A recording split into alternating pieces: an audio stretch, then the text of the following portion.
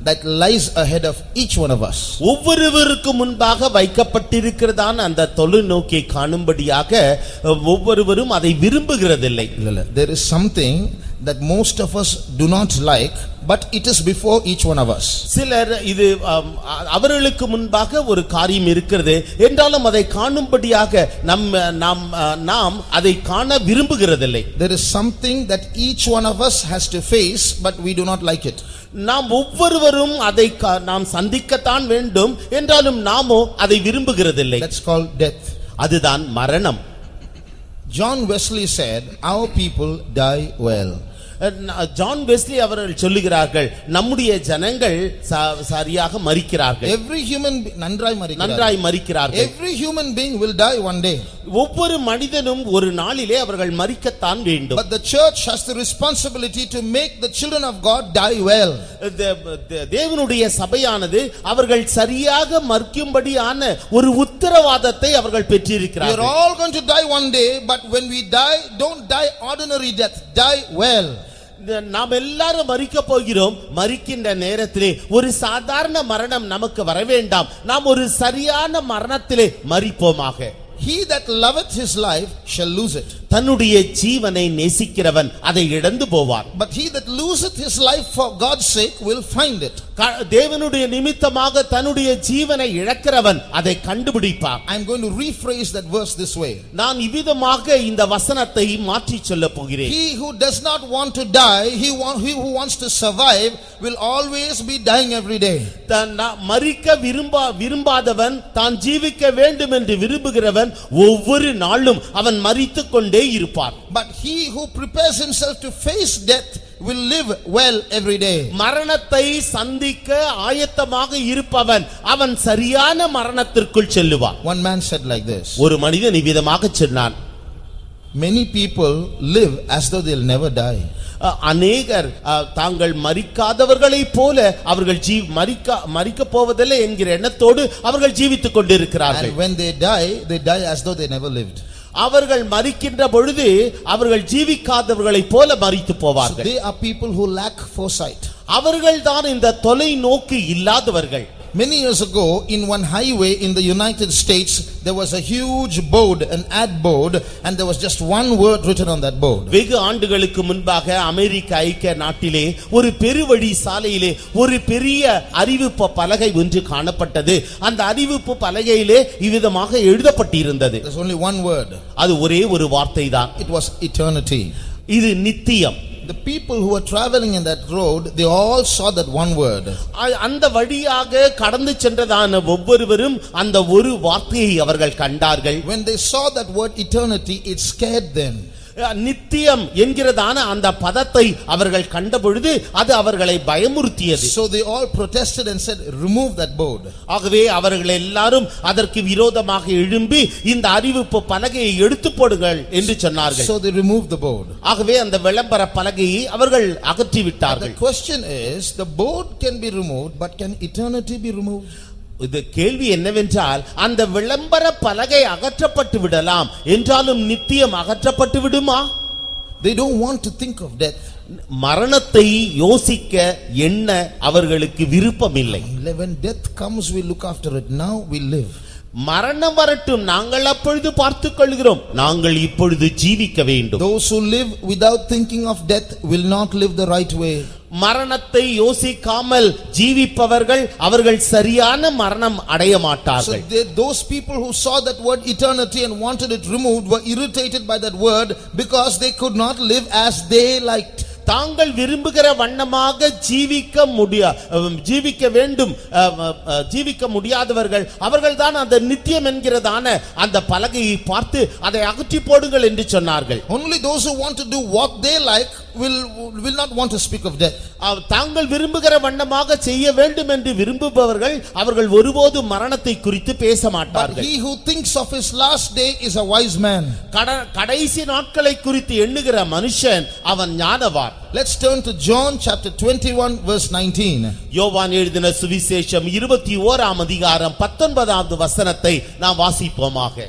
இன்ன விதமான மரணத்தினாலே அவன் தேவனை மகிமைப்படுத்த போகிறான் என்பதை குறிக்கும்படியாக இப்படி சொன்னார். அவர் இதை சொல்லிய பின்பு அவனை நோக்கி என்னை பின்பற்றி வா என்றார். This spake he, signifying by what death he should glorify God. And when he had spoken this, he saith unto him, Follow me. What's written here? இங்கு என்ன எழுதப்பட்டிருக்கிறது? It's written about Peter. இது பேதுருவை குறித்து எழுதப்பட்டிருக்கிறது. John is writing about Peter. யோவான் பேதுருவை குறித்து எழுதுகிறார். Jesus was speaking about the death of Peter. பேதுருனுடைய மரணத்தை குறித்து கர்த்தராகிய இயேசு கிறிஸ்து இங்கே பேசுகிறார். But what has to be specially observed here is Jesus was not only speaking about the death of Peter, he was speaking about what kind of death Peter was going to go through. பேதுருனுடைய மரணத்தை குறித்து மாத்திரமல்ல, என்ன விதமான மரணத்தினாலே பேதுரு மரிக்க போகிறார் என்பதை குறித்தும் கர்த்தராகிய இயேசு கிறிஸ்து இங்கே பேசுகிறார். So what does that mean? அதனுடைய அர்த்தம் என்ன? God has decided in his plan not only about our life but also about our death. நம்முடைய ஜீவியத்தை குறித்து மாத்திரமல்ல, நம்முடைய மரணம் இன்னவிதமாக இருக்க வேண்டும் என்று இயேசு ஏற்கனவே திட்டமிட்டு இருக்கிறார். So God wants us, has a plan not only about our life but he has a plan about our death as well. நம்முடைய ஜீவியத்தை குறித்து மாத்திரமல்ல, நம்முடைய மரணத்தை குறித்தும் கூட தேவனுக்கு ஒரு திட்டம் உண்டு. The Bible says precious in the sight of the Lord is the death of his saints. பரிசுத்தவான்களின் மரணம் கர்த்தருடைய பார்வைக்கு அருமையானது என்று வேதம் சொல்லுகிறது. So not only is a saint precious in his sight, the saint's death is also precious in his sight. ஒரு பரிசுத்தவான் தேவருக்கு இன்பமானவராய் இருப்பது அருமையானது மாத்திரமல்ல, அதே நேரத்திலே பரிசுத்தவானுடைய மரணமும் கூட கர்த்தருடைய பார்வையில் அருமையானது. So God doesn't just allow us to live according to his will and then let us die anyway. Even that death is in his plan. அவருடைய சித்தத்தின்படியே ஜீவித்து அப்படியே மரித்து போவது என்பதல்ல, நம்முடைய மரணத்திலும் கூட அவருடைய திட்டத்தின்படியே மரிக்க வேண்டும். God had a plan about how Peter should die. எவ்விதமாக பேதுரு மரிக்க வேண்டும் என்பதை தேவனுக்கு ஒரு திட்டம் இருந்தது. This is not in the Bible, but I'm telling you through history how Peter died. இது வேதாகமத்தில் அல்ல, என்றாலும் வரலாற்றிலே பேதுரு எவ்வாறு மரித்தார் என்று எழுதப்பட்டிருக்கிறது. When this first century church was going through persecution, முதலாம் நூற்றாண்டு சபையானது உபத்திரவத்தினூடாக அது கடந்து சென்று கொண்டிருந்தபோது Peter was hiding in a believer's house.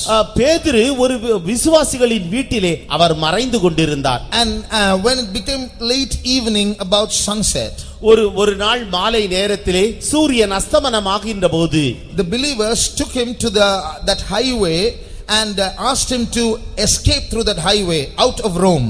அப்பொழுது அந்த விசுவாசிகள் பேதுருவை ஒரு பெருவழியிலே கொண்டு வந்து விட்டு ரோமா நகரத்தை விட்டு நீங்கள் அப்படியே போய்விடுங்கள் என்று அவரை அனுப்பிவிட்டார்கள். So at sunset when nobody was watching, he escaped from Rome and started walking down that highway. சூரியன் அஸ்தமனமான போது அது இருளாக இருந்தபடியினாலே யாரும் அறிய முடியவில்லை. ஆகவே அந்த பெருவழியின் மூலமாக இப்பொழுது பேதுரு ரோம் நகரத்தை விட்டு தப்பி போய் கொண்டிருக்கிறார். As he was walking, there was another man coming in the opposite direction. அவர் இவ்விதமாக தப்பி போய் கொண்டிருந்த பொழுது அவருக்கு எதிரடையாக எதிர் திசையிலே ஒரு நபர் வந்து கொண்டிருக்கிறார். As darkness was entering into the world, as sun was setting, when that man came closer, அந்த சூரியன் அஸ்தமனமாகின்ற பொழுது இருளானது பூமியை கவுகின்ற நேரத்திலே அந்த எதிரில் வருகிறதான நபர் மிக அருகாமையில் வந்தபோது suddenly Peter recognized who that was. உடனடியாக அந்த நபர் யார் என்பதை பேதுரு கண்டுகொண்டார். That's Jesus. அது இயேசு. Jesus. அது இயேசு. Where are you going? இயேசுவே நீர் எங்கே போகிறீர்? Jesus came close to him. இயேசு அவரண்டை மிக நெருங்கி வந்தார். And told him, I am going to Rome to suffer with my people. என்னுடைய ஜனங்களோடு கூட பாடுபடும்படியாக நான் இப்பொழுது ரோம் நகருக்குள் நான் செல்ல போகிறேன். And Jesus just kept walking past him. அப்பொழுது இயேசு கிறிஸ்து இந்த பேதுருவை கடந்து ரோமாபுரியை நோக்கி அவர் நடக்க ஆரம்பித்தார். When Peter got shocked, அப்பொழுது பேதுருவுக்கு மிகுந்த அதிர்ச்சி உண்டாயிற்று. I am escaping from suffering and Jesus is walking towards suffering. பாடுகளிலிருந்து தப்பித்துக் கொள்ளும்படியாக இப்பொழுது நான் எத்தனைப்பட்டு கொண்டிருக்கிறேன் என்றாலும் இயேசுவோ பாடுகளை சகிக்கும்படியாக அவர் இப்பொழுது ரோமாபுரிக்கு செல்லுகின்றார். Then Peter was ashamed. அப்பொழுது பேதுருவுக்கு மிகுந்த வெட்கம் உண்டாயிற்று. I'm running away from God's will. நான் தேவனுடைய சித்தத்தை விட்டு He ஓடிக்கொண்டிருக்கிறேன். turned back to follow Jesus. அப்பொழுது அவர் திரும்பி இயேசுவை பின்தொடர ஆரம்பித்தார். He turned back to follow Jesus. இயேசுவை பின்தொடரும்படியாக அவர் திரும்பினார். Jesus was not there. அங்கு இயேசு இல்லை. Immediately he got the message, Peter, go back, don't escape. பேதுருவே, நீ தப்பித்து போக வேண்டாம், நீ திரும்பி போ என்கிறதான செய்தி அவருக்கு He went உண்டாயிற்று. straight to the Roman authorities. அவர் நேரடியாக ரோமாபுரியினுடைய அந்த அதிகாரியிடத்திலே சென்றார். I am Peter. நான் தான் பேதுரு, Take me. என்னை எடுத்துக்கொள்ளுங்கள். So they arrested him. ஆகவே அவரை கைது செய்தார்கள். And they were getting the cross ready to crucify him like Jesus. இயேசுவை போல அவரை சிலுவையில் அறையும்படியாக ஏற்கனவே அவர்கள் சிலுவையை ஆயத்தமாக்கி வைத்திருந்தார்கள். And when they were going to crucify him, அவரை சிலுவையில் அறைய முற்படுகின்ற போது Peter said, no, I don't want to die like Jesus died. I'm not worthy for that. நான் இயேசுவை போல மரிக்கவே தகுதி அல்ல, நான் அதற்கு தகுதியற்றவன். Crucify me upside down. என்னுடைய சிலுவையை தலைகீழாக வைத்து என்னை சிலுவையில் அறைந்து விடுங்கள். So they crucified him upside down. ஆகவே அவரை சிலுவையில் தலைகீழாக வைத்து அவரை சிலுவையில் அறைந்தார்கள். That's how Peter died. இவ்விதமாகத்தான் பேதுரு மரித்தார். That same Peter who denied Jesus, afraid of the cross, some years ago and said, I don't know who Jesus was, now walked towards the cross and asked to be crucified upside down. சில ஆண்டுகளுக்கு முன்பாக அந்த சிலுவையின் மரணத்திற்கு பயந்தவராக அவரிடத்திலே கேள்வி கேட்ட பொழுது எனக்கு இயேசு யார் என்று தெரியாது என்று மறுதலித்ததான அதே பேதுரு இப்பொழுது சிலுவையில் அறையப்படும்படியாக தன்னைத்தானே அவர் முற்றிலுமாக ஒப்படைத்தார். To be crucified upside down. சிலுவையில் தலைகீழாக வைத்து அறையப்படும்படியாக ஒப்புக் கொடுத்தார். So that was the plan of God concerning him. அவரை குறித்ததான தேவனுடைய திட்டம் So the அதுதான். Bible says that death glorified God. அந்த மரணமானது தேவனுடைய நாமத்தை மகிமைப்படுத்தினது என்று வேதம் சொல்லுகிறது. Many of us are afraid to die. நம்மில் அநேகர் மரிப்பதற்கு பயப்படுகின்றோம். I often quote an example in one of my sermons. I don't know if I've mentioned it in here, but I will repeat it. இங்கு நான் சொன்னேனோ இல்லையோ என்று எனக்கு தெரியவில்லை, என்றாலும் என்னுடைய தேவ செய்தியிலே நான் அவ்வப்பொழுது இந்த காரியத்தை சொல்லுவது வழக்கம். One pastor was preaching in a church. ஒரு பாஸ்டர் அவர்கள் ஒரு சபையிலே போதித்துக் கொண்டிருந்தார். Suddenly 2 gunmen walked in. திடீரென்று 2 துப்பாக்கி ஏந்திய மனிதர்கள் அங்கு உள்ளே நுழைந்தார்கள். All of you be where you are. நீங்கள் எங்கு இருக்கிறீர்களோ அப்படியே இருங்கள். And pointed to the pastor. அப்பொழுது ஒருவர் பாஸ்டர் இடத்திலே சென்றார். He pointed the gun at the pastor. அந்த துப்பாக்கியை பாஸ்டருடைய நெற்றியிலே வைத்தார். You go to that corner. நீ அந்த மூலைக்கு போ. And the pastor went to that corner. அந்த பாஸ்டர் அவர்கள் அந்த மூலைக்கு சென்று விட்டார். Then they pointed the gun back at the crowd.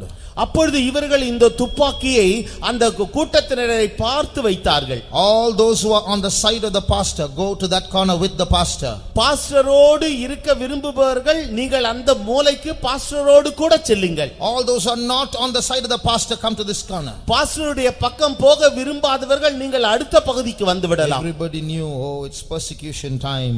இப்பொழுது உபத்திரவத்தின் காலம் என்பதை அனைவரும் அறிந்து So கொண்டார்கள். if I go there, I'm going to die with the pastor. நான் அங்கு சென்றால் நான் பாஸ்டரோடு கூட மரித்து போவேன். Only 2 people went there. The whole church went to that corner. 2 பேர் மாத்திரமே அங்கு சென்றார்கள், மற்றவர்களோ இந்த மூலைக்கு சென்று விட்டார்கள். So after the whole church went to the corner, அந்த முழு சபையாரும் இன்னொரு மூலைக்கு கடந்து சென்ற பிறகு the people lowered their guns, இந்த 2 பேர் தங்களுடைய துப்பாக்கிகளை கீழே போட்டார்கள். looked at the pastor. பாஸ்டரை நோக்கி சொன்னார்கள், Pastor, that's your church. Pastor அவர்களே, இதுதான் உங்களுடைய சபை என்று And சொன்னார்கள். they walked out of the church. அவர்கள் சபையை விட்டு வெளியே போய்விட்டார்கள். So they were so ashamed, those people. See, those gunmen made a fool of us. இந்த துப்பாக்கி ஏந்திய மனிதர்கள் அவர்களை முட்டாள்கள் ஆக்கிவிட்டார்களே, அவர்கள் மிகுந்த வெட்கம் அடைந்து போய்விட்டார்கள். That happens now. Which side, which corner will you be? ஒருவேளை அதே சம்பவம் இப்பொழுது இங்கு நிகழ்ந்தால் நீங்கள் எந்த மூலைக்கு செல்லுவீர்கள்? We are not ready to die. நாம் மரிப்பதற்கு ஆயத்தமாக இல்லை. Not today. இன்றல்ல, Maybe some other time. I've got a lot of other pending work to do, Lord. Please wait. ஆண்டவரே, எனக்கு செய்ய வேண்டியதான அநேக காரியங்கள் உண்டு, தயவு செய்து பொறுத்திரும். The more we are afraid to die, the more we will not live according to God's will. நாம் எவ்வளவுக்கு அதிகமாக மரிப்பதற்கு பயப்படுகிறோமோ அவ்வளவுக்கு அதிகமாக தேவனுடைய சித்தத்தை செய்யவே மாட்டோம். Christian life involves certain risks. கிறிஸ்தவ ஜீவியமானது சில dangers. ஆபத்துகளோடு கூட நிறைந்தது. So we should not want to move away from danger. நாம் இந்த ஆபத்திலிருந்து வெளியே போக விரும்பவில்லை. We should be ready to enter into that danger, and entering into that danger is our safety. ஆபத்துக்குள்ளாக பிரவேசிக்க வேண்டும். ஆபத்திற்குள்ளாக பிரவேசிப்பதுதான் மிகுந்த பாதுகாப்பான இடம். David thought he can have some rest in his palace. தன்னுடைய அரண்மனையிலே தான் கொஞ்சம் இளைப்பாறலாம் என்று தாவீது ராஜா எண்ணினார். He was safe from the dangers of warfare. அந்த யுத்த களத்தினுடைய ஆபத்திலிருந்து அவன் பாதுகாப்பாக இருப்பதாக உணர்ந்தான். And got trapped in the danger of Bathsheba. பத்சேபாளுடைய அந்த வலைக்குள்ளாக தேவன் அவனை சிக்க வைத்தார். அந்த ஆபத்திற்குள்ளாக சிக்க வைத்தார். But if he had gone into the danger of warfare, there no Bathsheba would have come. அவன் அந்த யுத்த களத்தின் ஆபத்திற்குள்ளாக சென்றிருப்பான் என்றால் பத்சேபாளுடைய ஆபத்து அவனுக்கு வந்திருக்காது. So when we learn to get ready to face death, நாம் மரணத்தை சந்திக்கும்படி ஆயத்தமுள்ளவர்களாக இருப்போம் என்றால் then we will be ready to live well according to the will of God and enter into danger according to the will of God. தேவனுடைய சித்தத்தின்படி ஜீவிக்க நாம் முற்படுவோம். தேவனுடைய சித்தத்தின்படி நாம் ஆபத்திற்குள்ளாக பிரவேசிப்போம். Now I want to just spend a few minutes on one more thing and conclude. நான் இன்னும் ஒரே ஒரு காரியத்தை மாத்திரமே உங்களிடத்திலே விளக்கமாக சொல்லிவிட்டு அதற்கு பிறகு முடித்து விடுகிறேன். I want to say a few things about hell and heaven. பரலோகத்தை குறித்தும் நரகத்தை குறித்தும் ஒரு சில காரியங்களை உங்களுக்கு சொல்ல விரும்புகிறேன். There are many things to say. அநேக காரியங்கள் சொல்ல உண்டு. I will just mention a point each and conclude. என்றாலும் ஒவ்வொரு காரியத்தை ஒவ்வொன்றிலும் நான் சொல்லிவிட்டு நான் முடித்துக் கொள்கிறேன். We all know a lot about hell. நம் நரகத்தை குறித்து நாம் எல்லாரும் அறிவோம். But I want to say something about what eternity means. நித்தியம் என்றால் என்ன என்பதை நான் உங்களிடத்திலே சொல்ல விரும்புகிறேன். One day in hell is very terrible, is like an eternity by itself. நரகத்திலே ஒரு நாள் கழிப்பது என்பது மிக மிக கடினமான காரியம். அதுவே நித்தியம்தான். I can beat a small child with a small stick and it will cry. ஒரு சிறிய குச்சினாலே நான் ஒரு சிறிய குழந்தையை அடித்தால் அந்த குழந்தை அழுகிறது. If I take that same small stick and beat an adult, it will pain, but the man won't cry. அதே சிறிய குச்சியினாலே ஒரு வயது முதிர்ந்த ஒரு நபரை நான் அடித்தால் அவருக்கு வலிக்கும் என்றாலும் அவர் அழமாட்டார். If I take the same stick and beat a buffalo, the stick will break. நான் அதே குச்சியை எடுத்து ஒரு எருமை மாட்டை அடித்தால் அந்த குச்சி தான் உடைந்து போகும். But if I take the whip with which I have to beat a buffalo and beat a child with it, the child may die. நான் ஒரு சவுக்கை எடுத்து இந்த எருமை மாட்டை அடிக்கிறது போல ஒரே ஒரு அடி அந்த குழந்தையை அடித்தால் அந்த குழந்தை செத்து போகும். In the same way, இது போலவே hell is meant to torment the devil. பிசாசை துன்புறுத்துவதற்காகவே இந்த நரகமானது உருவாக்கப்பட்டது. The devil cannot be tormented with sticks and whips. ஒரு சாதாரண குச்சியினாலோ அல்லது ஒரு சாதாரண சவுக்கினாலோ இந்த பிசாசு துன்புறுத்த முடியாது. So God created a hell which would pain the devil. பிசாசை துன்புறுத்துவதற்காகவே தேவன் இந்த நரகத்தை உருவாக்கினார். If man is put into that hell which is supposed to pain the devil, imagine how much pain it will give man. பிசாசை துன்புறுத்துவதற்காக உண்டாக்கப்பட்டதான அந்த நரகத்திலே மனிதனை கொண்டு போய் தேவன் அங்கு போடுவார் என்றால் அது அந்த மனிதனுக்கு எவ்வளவு துன்பத்தை விளைவிக்கும். It's death, death, death every day. ஒவ்வொரு நாளும் மரணம் மரணம் மரணம். It's called eternal destruction. அது நித்திய அழிவு என்று அழைக்கப்படுகிறது. So every day you'll be destroyed, but there's no end. You'll go on being destroyed. ஒவ்வொரு நாளும் நீங்கள் அழிக்கப்பட்டு கொண்டே இருப்பீர்கள். அதுக்கு முடிவே இருக்காது. அது தொடர்கதையாக இருக்கும். So how long are we going to have that pain? எவ்வளவு நாட்களுக்கு அத்தகைய வலி வேதனைகள் காணப்படும்? Supposing punishment is in hell was only 1000 years.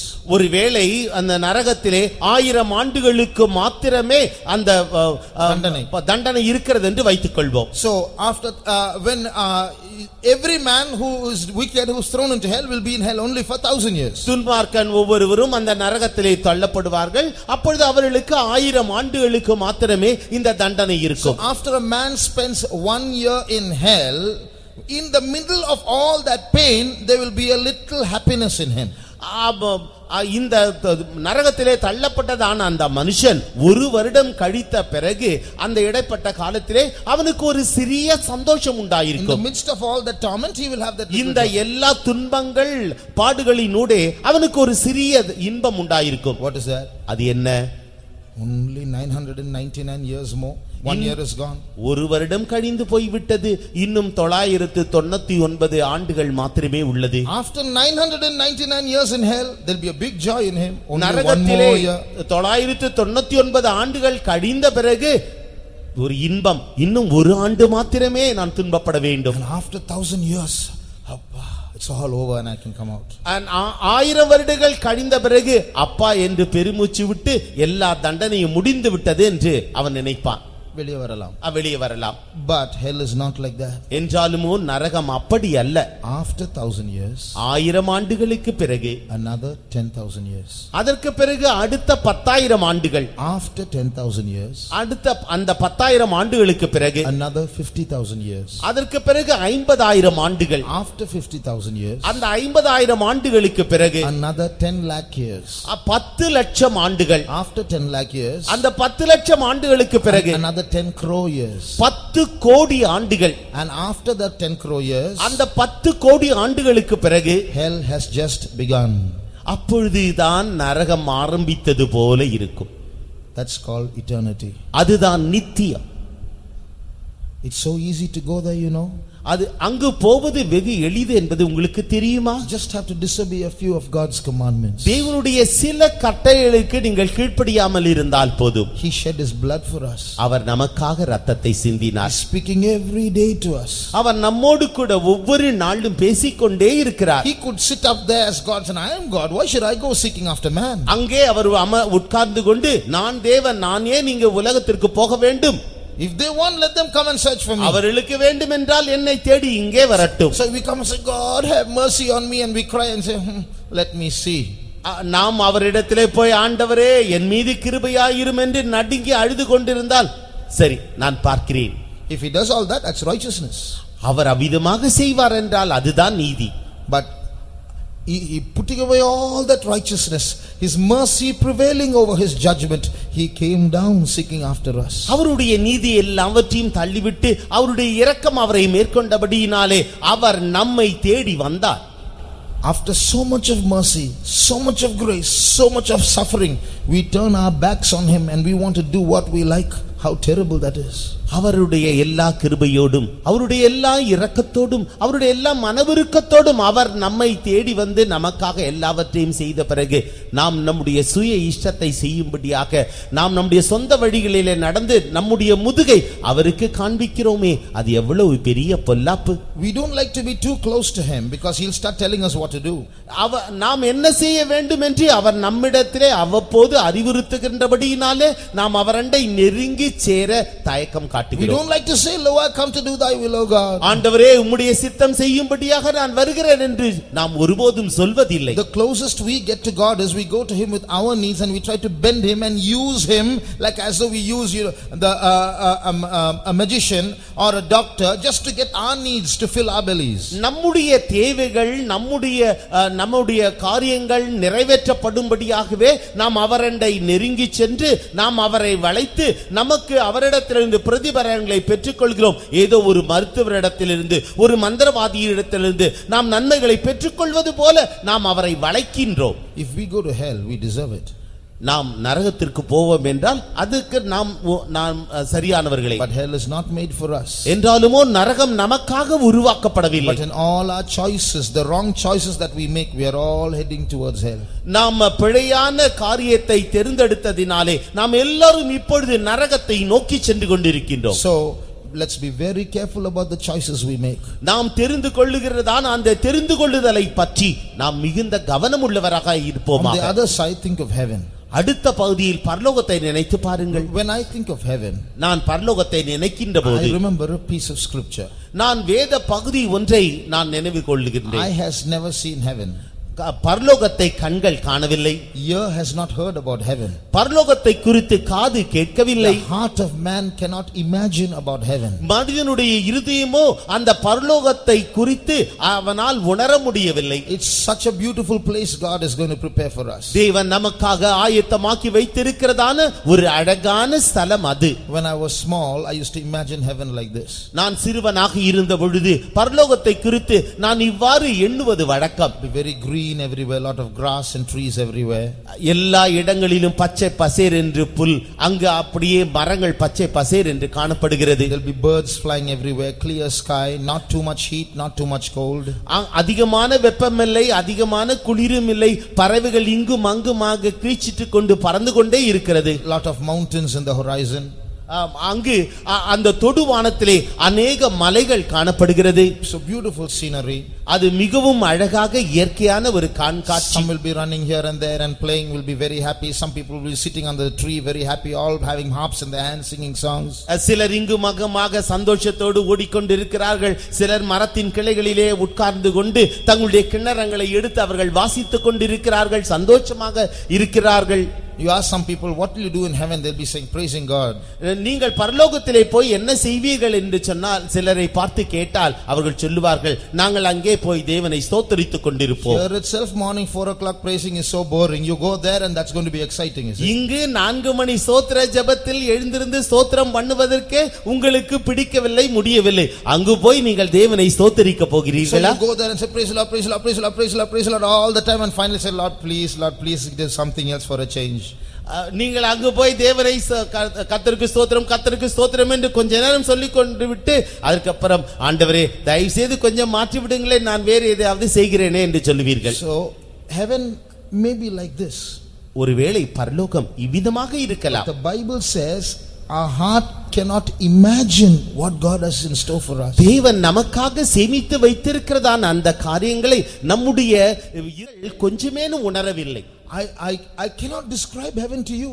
நான் பரலோகத்தை உங்களுக்கு விவரித்து சொல்ல இயலாது. Because it's something totally out of this world. ஏனென்றால் இந்த உலகத்தை காட்டிலும் முற்றிலும் வேறுபட்டது. He says, behold, I make all things new. இதோ நான் எல்லாவற்றையும் புதிதாக்குகிறேன். So when I go to heaven and look around, everything is going to be new. பரலோகத்திலே போய் அதை பார்ப்போம் என்றால் எல்லாம் புதிதாகவே காணப்படும். So I look, Lord, what's this? ஆண்டவரே இது என்ன? Lord, what's that? ஆண்டவரே அங்கே என்ன இருக்கிறது? So much of new things. எல்லாம் புது புது காரியங்கள். And God will have to explain to us, that's this is that, and so on. I can't tell anything more than that. இதுதான் இந்த காரியம், அதுதான் அந்த காரியம் என்று தேவன் நமக்கு அந்த காரியங்களை குறித்து விளக்குவார். இதை குறித்து எனக்கு சொல்ல தெரியவில்லை. So when I go to heaven, நான் பரலோகத்திற்கு செல்லும்போது when I look around, நான் என்னை சுற்றிலும் பார்ப்பேன். and I'm going to look around and I won't say, that's all. I thought there's something big, this glory and all, just some light here and there. ஏதோ நான் பெரிய மகிமை, பெரிய காரியம், இது மிகவும் அற்புதமாக இருக்கும் என்று நினைத்தேனே.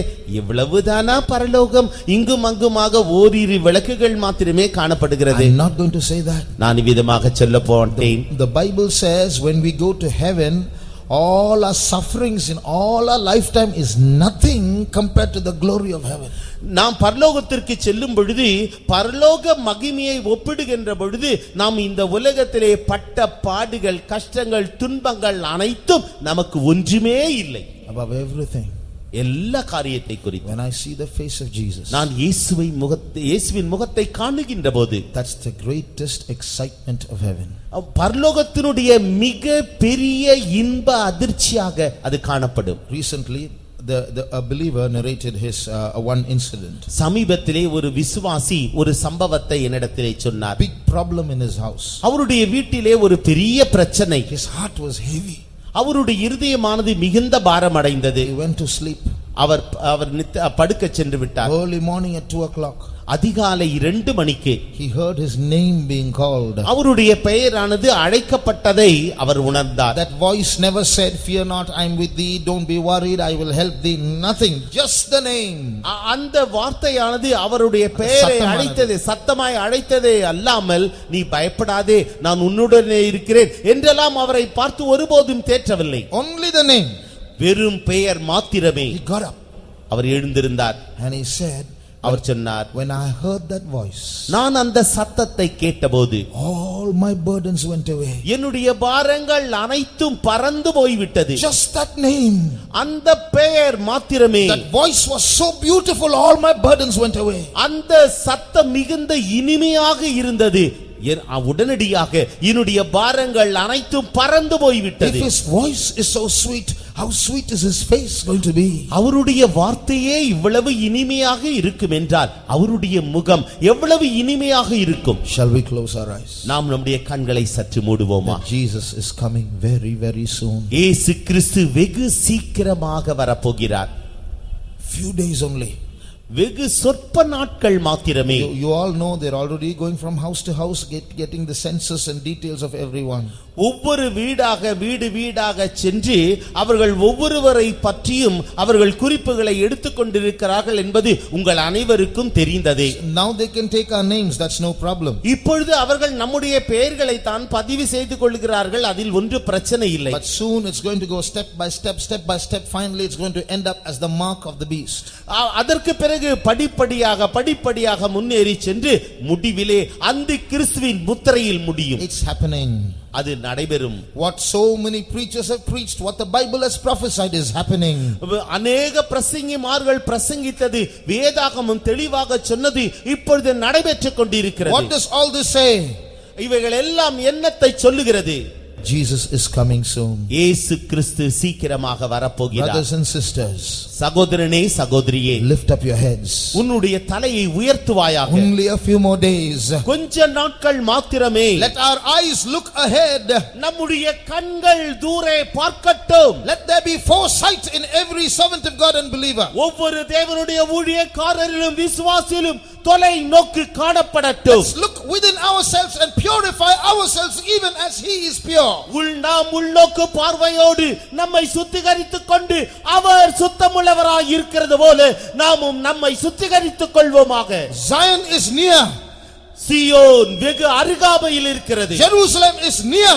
எருசலேம் அருகாமையில் இருக்கிறது. Very soon the trumpet is going to sound. வெகு சீக்கிரத்திலே எக்காள சத்தம் தொனிக்க போகிறது. By the grace of God, தேவனுடைய கிருபையினாலே we are going to be there. நாம் அங்கு இருக்க போகிறோம். One day one pastor asked a question. Pastor ஒரு கேள்வியை கேட்டார். He said, suppose in 5 minutes Jesus comes.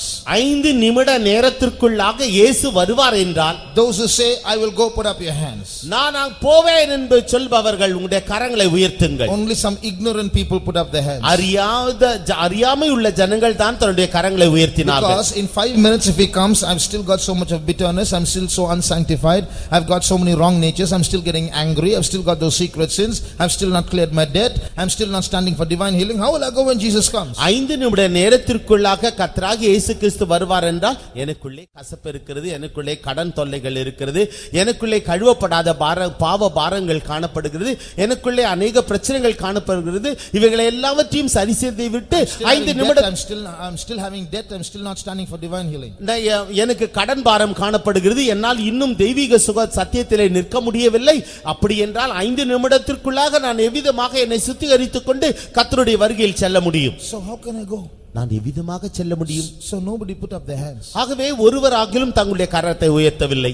So if I ask you the question also, we all will be pricked. So when we talk of the coming of the Lord itself, instead of being a happy occasion where the bride meets the bridegroom, we are all scared. No, don't come now, Lord. நாம் கர்த்தராகிய இயேசு கிறிஸ்துவினுடைய வருகை குறித்து பேசுகின்ற பொழுது அது ஒரு சந்தோஷமான சம்பவமாக எடுத்துக்கொள்ளாமல் அது நமக்கு துக்ககரமான ஒரு நிகழ்ச்சியாகவே தென்படும்.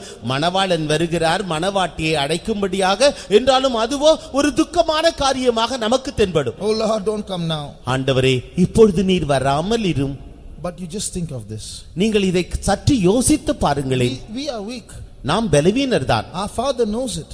நம்முடைய தகப்பன் இதை அறிவார். Our God knows it. நம்முடைய தேவன் இதை அறிவார். Is he not the God of the impossible? அவர் சாத்தியமாகாத காரியங்களை சாத்தியமாக்குகிற தேவன் அல்லவா? He's not a policeman who lives far away and shows a stick at us and say, be ready, others I'll leave you behind. நீ ஆயத்தமாக இரு, இல்லாவிட்டால் நான் உன்னை கைது செய்து விடுவேன் என்று தொலை தூரத்திலே தன்னுடைய குச்சியை வைத்துக்கொண்டு மிரட்டுகிறதான ஒரு போலீஸ்காரர் அல்ல. He is my father. அவர் என்னுடைய பிதா. Even in 5 minutes if Jesus comes, 5 நிமிட நேரத்திற்குள்ளாக கர்த்தராகிய இயேசு வருவார் என்றால், he loves me, he will not leave me behind. அவர் என்னை நேசிக்கிறார், அவர் என்னை ஒருபோதும் கைவிட மாட்டார். In 5 minutes he will sanctify me and take me.